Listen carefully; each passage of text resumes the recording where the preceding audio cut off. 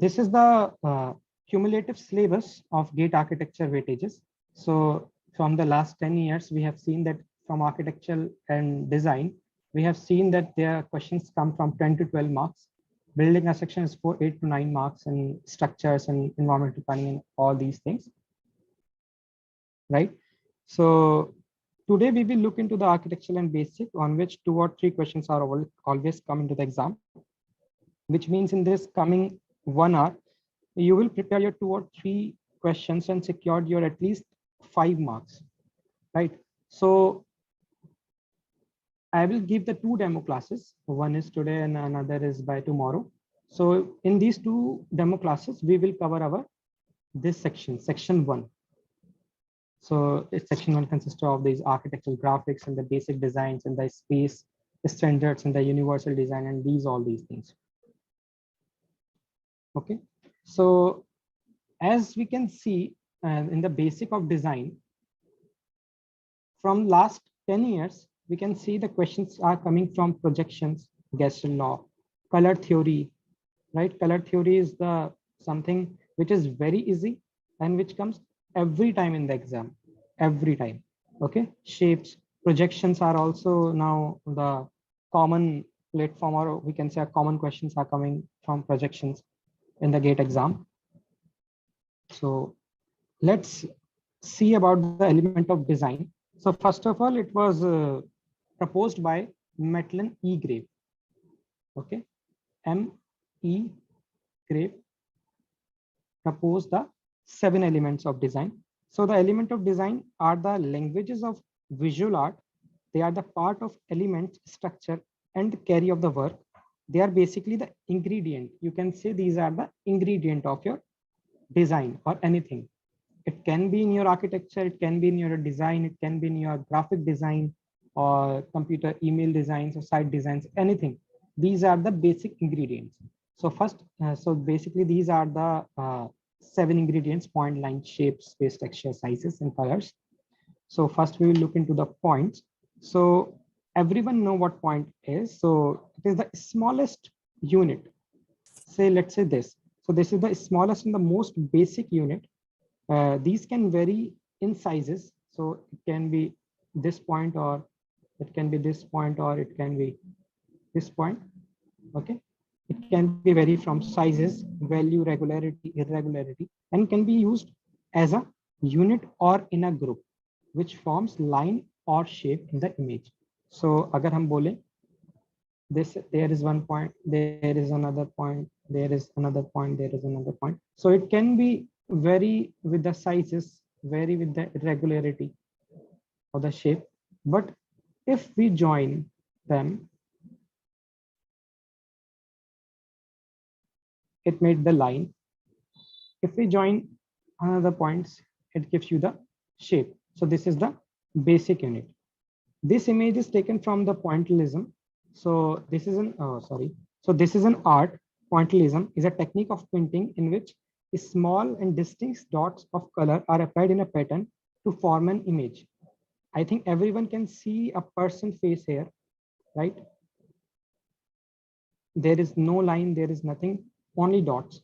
So the regularity and the variety of the dots, you can able to see the person here like this. Okay. Now we will look upon the lines. So line is a form of,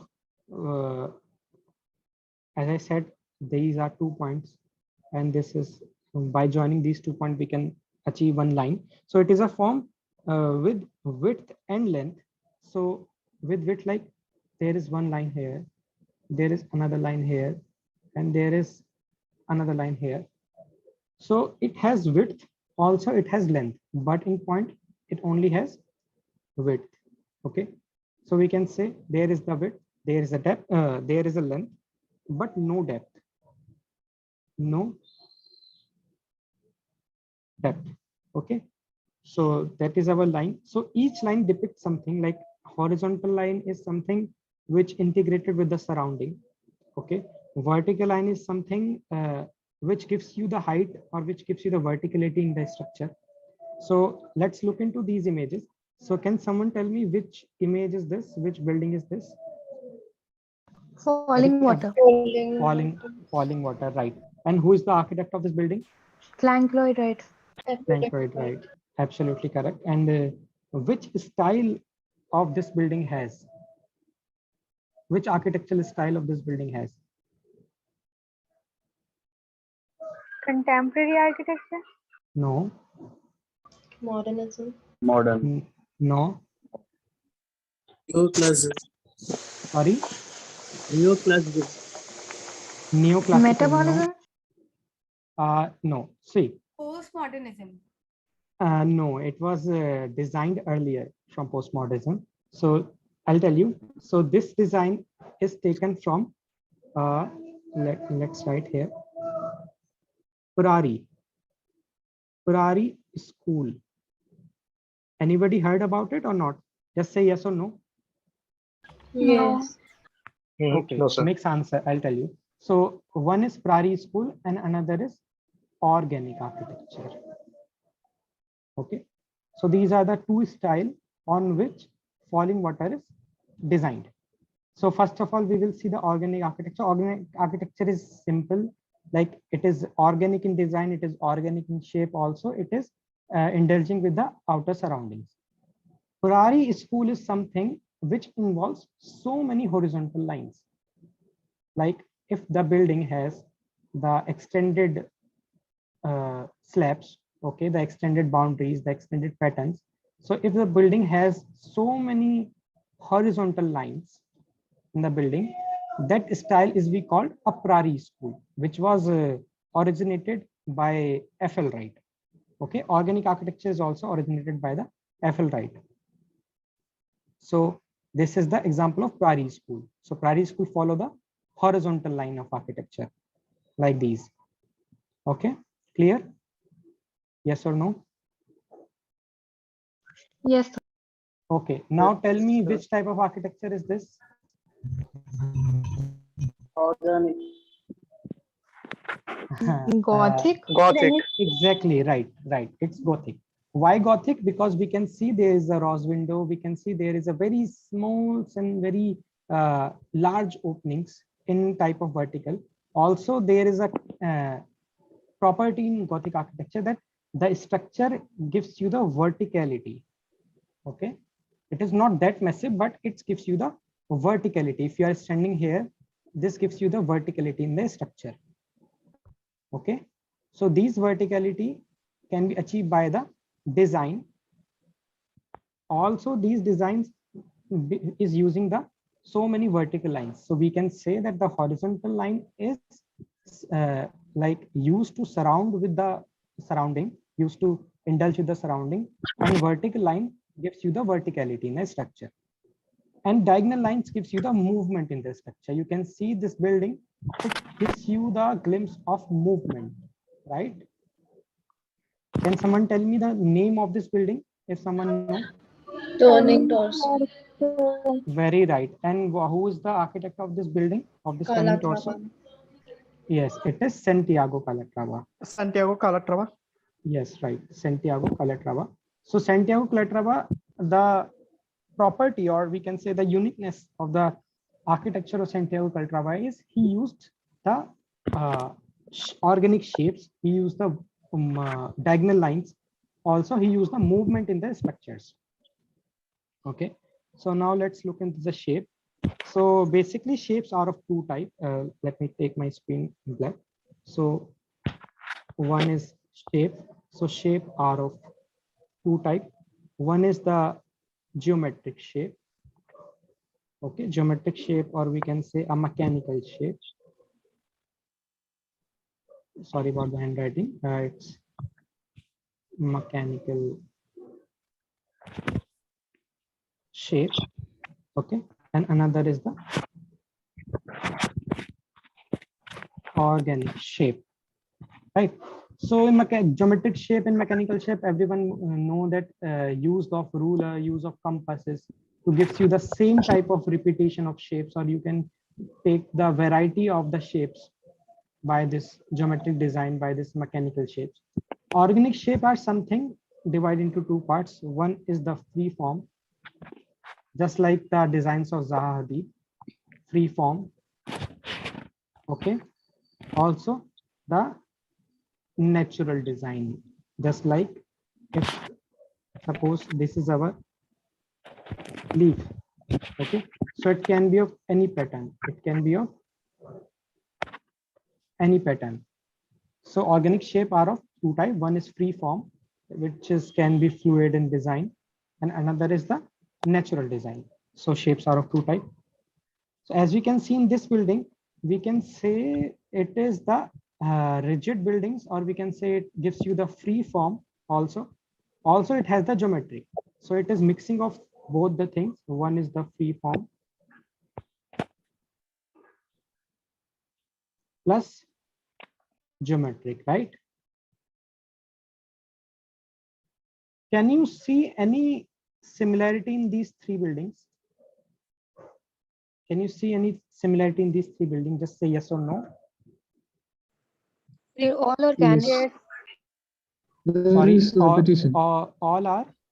Oh, someone There said is all. repetition, Rita. There is a repetition, right? So these all buildings are gives you the movement. Okay. These all buildings are gives you the movement. Also, it has the so many diagonal lines as well, right?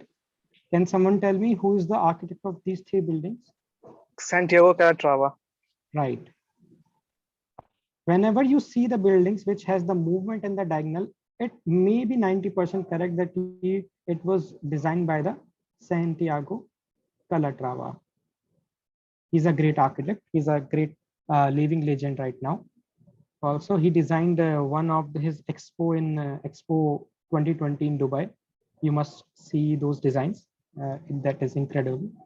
And now let's look into the space. So also space is of two type. One is negative space and another is positive space. So the negative space is something that surrounds the focus area. Always remember, negative is something that surrounds the focus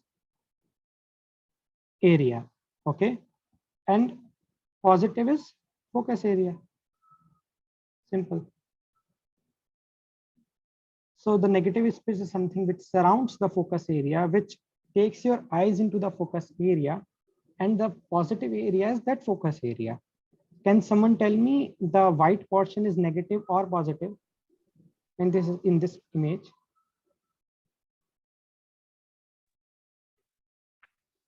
White is negative, I guess. Positive. Negative Uh, for me, sir. Negative, right? It is negative because we cannot see any shape in this images, but because of this white, we are able to see those two human faces, right? Smile faces. So these are our positive area. But in this image, this is our positive area. Because of this black color, we can see these white, and these are the negative area. Sorry, because of this white, we can see that the area bound in between is the black. So that's why it is our positive area, and these are our negative areas. Clear? Okay.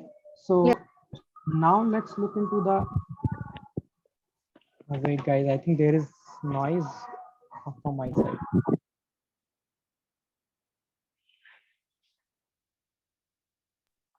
Right. So now let's look into the size. So size is often about the relationship, we can say, or one type to the other around it. The larger an element is, the more it will stand out visually. It is, I will tell you about the story of this image, but let's see, there is an Eiffel Tower. Okay. If the Eiffel Tower has the normal height with the other surrounding material, can the Eiffel Tower will be that famous?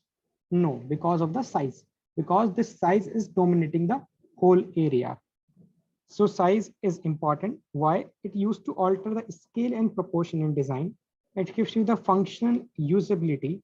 So let me write here size.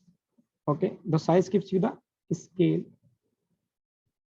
and proportion. Okay, another thing is functional stability, okay, attraction, or we can say aesthetic beauty, attraction, okay, we can say organize, important objects are larger. So we can see in this text, there is Summit Battle Reserve. So this summit has the bigger size. Because of this, it looks like organized. It looks like attractive because we can see summit in something. It also gives you the functional stability. It is not something which is very odd, you can see. Okay, so this is size. Now we will see the textures. So texture is also of two types. One is stimulated texture,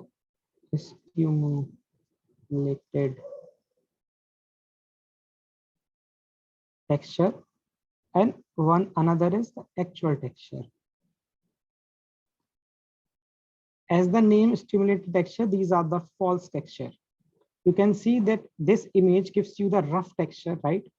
But it is not originally. It can be the smooth when you touch this. This texture. So if the texture is look differently, and when you touch, it gives you the another smoothness. So it is the stimulated texture, or we can say the visually rough or visually smooth, or we can say the dry brush technique. Okay, so texture can be visually smooth or visually rough, but when you touch, it is not actually rough or actually smooth, but the actual texture gives you the actual smooth and actual rough. That is the only difference in the texture. Right now we will see the colors, how color is important in the design. You can see this image, right? So can I say that this image, this painting is depicting you the season of summer or winter? This image, it gives you the season, it gives you the glimpse of summer season or winter season. Summer. Summer. Right. Because Summer. Warm right, color. right, summer, because it has the warm colors. Someone said warm colors, so it has the warm colors. It gives you the warmness in the design. It gives you the positivity in the design. It gives you the yellow color. It gives you the some type of red color, also the color of green. But in this image, you can see that it gives you the cold colors. Okay, it has the cold colors, so it gives you the glimpse of winter season. Why? Because it has the variety of blues, we can say,